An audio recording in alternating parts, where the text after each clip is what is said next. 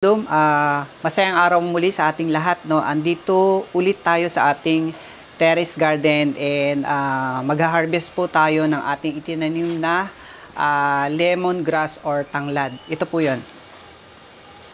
So malaki na po siya kasi magluluto po tayo ng chicken inasal. Matagal na kaming may tanim na tanglad, no. Ilang taon na, and ito po yung iba. Yan. Almost every day nag-harvest po kami dito.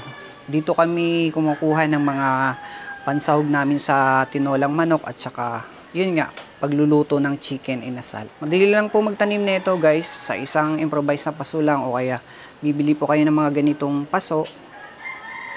Yan. Okay na po dito. Mabubuhay na po yung ating lemongrass. Guys, mag-harvest na tayo. Gagamit tayo ng knife. Kakat lang kasi natin yung ating lemongrass. Iiwan natin yung kanyang ugat para tumubo pa siya. So, ito, kukuha tayo.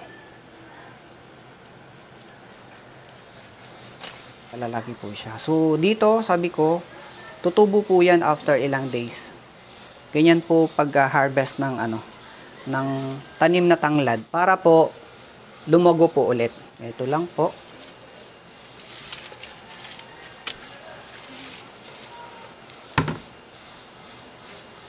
So, yung dahon niya na bandang gitna, yung green na green, pwede pa rin po itong gamitin, no? Pwede pa rin po itong pangsahog ng tinolang manok o kaya tinolang isda. Masarap din po ito.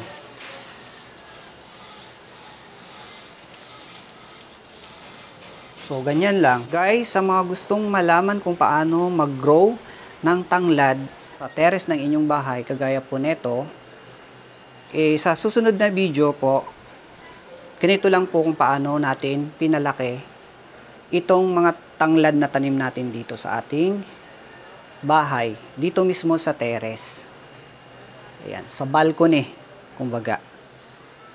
Ayan. So, tuloy-tuloy lang po yung panonood. Ito na po.